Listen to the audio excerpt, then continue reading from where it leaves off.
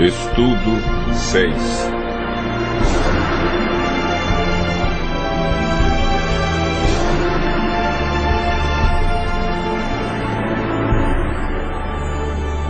Sinais da vinda de Cristo.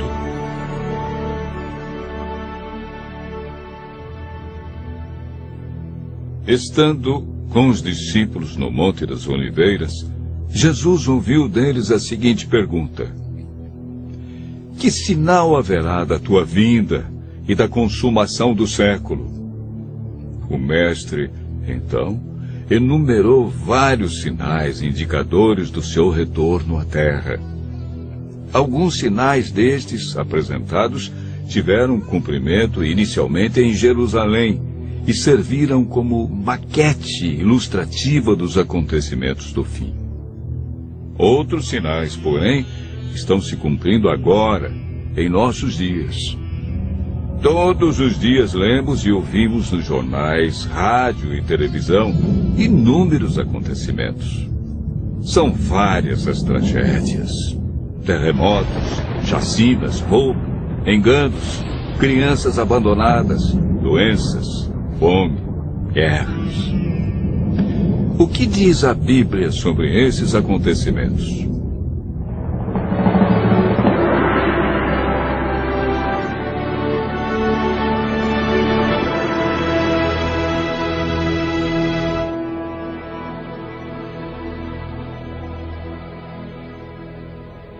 Vamos analisar os sinais que antecedem a sua volta em 3 partes. Primeiro, os sinais no mundo social. Segundo, sinais no mundo natural. E por último, sinais no mundo religioso. Os sinais no mundo social estão descritos em Mateus 24, versos 6, 7 e 10.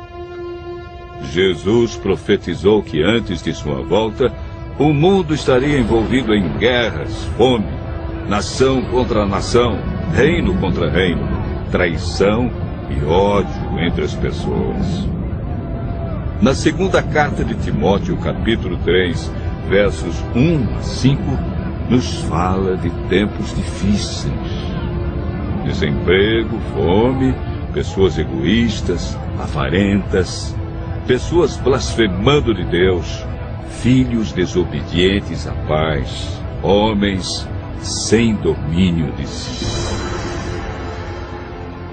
Esses sinais no mundo social são provenientes da obra de Satanás e não de Deus. Na segunda parte do nosso estudo, falamos a respeito dos sinais no mundo natural. Mateus 24, versos 7 e 29, fala de sinais que estão acontecendo e que já aconteceram. No dia 19 de maio de 1780, o sol escureceu. Esse dia ficou conhecido como o Dia Escuro. Na região leste dos Estados Unidos, tão densas eram as trevas que as lamparinas foram acesas ao meio-dia. A lua, embora fosse cheia, negou-se a iluminar.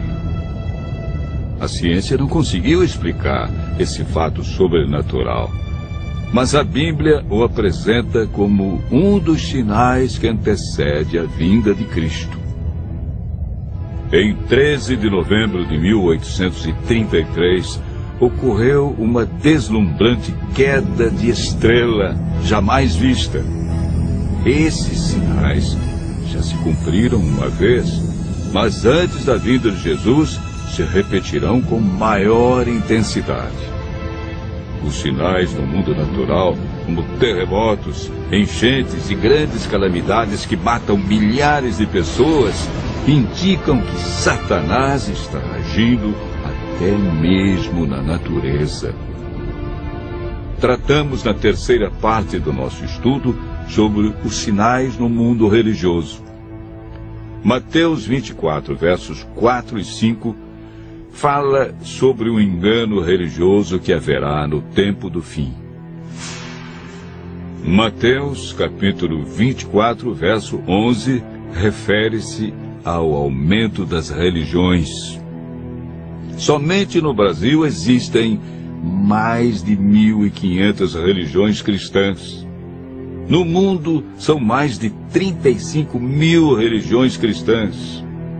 Jesus afirmou também que antes de sua vinda, os falsos cristos e falsos profetas operariam sinais e prodígios.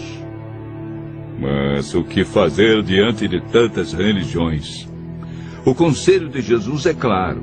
Ele diz: acautelai-vos para que ninguém vos engane, porque muitos virão em meu nome e enganarão a muitos. Segundo Pedro 2, versos 1 a 3, fala da atitude de líderes religiosos que são movidos pela ambição e acabam usando a religião, a Bíblia, milagres e o nome de Deus para explorar as pessoas que os procuram em busca de curas, sinais e prodígios. Outro sinal no mundo religioso é encontrado em Mateus 24, verso 14. Apresenta o sinal de Deus que indica que o fim realmente chegou. Esse sinal é a pregação do Evangelho do Reino em todo o mundo. O apóstolo Paulo nos fala em Gálatas, capítulo 1, verso 6, de um outro evangelho que parece ser bíblico, mas não é. Esse evangelho é o falso evangelho de Satanás, pois este sabe que pouco tempo lhe resta e está empenhado em difundir os seus terríveis enganos. O que devemos fazer para não sermos enganados diante de tantas religiões? Em 1 João, capítulo 4, verso 1, encontramos a resposta. A Bíblia nos orienta a provar se os espíritos provêm de Deus ou não, ou seja, comparar. Aquele que quiser fazer a vontade de Deus deve comparar a doutrina da Bíblia com aquilo que outros ensinam. Por que Deus manda provar? De acordo com Mateus 7, verso 15, o engano vem parecendo verdade. Vimos que os sinais preditos por Cristo estão todos se cumprindo, indicando que em breve todo o mal do universo terá seu fim. O que está faltando para Jesus voltar? Primeiro motivo: o Evangelho verdadeiro precisa ser levado a todo mundo. Segundo, Jesus está a cada dia dando mais oportunidades. Ele é paciente e espera uma decisão de cada um de nós ao lado da verdade. Lucas 21, verso 28, declara que, ao começarem estas coisas a suceder, exultai e erguei a vossa cabeça, porque a vossa redenção se aproxima. Continue ouvindo a voz de Deus. Em breve, vamos contemplar Jesus vindo sobre as nuvens do céu com poder e grande glória.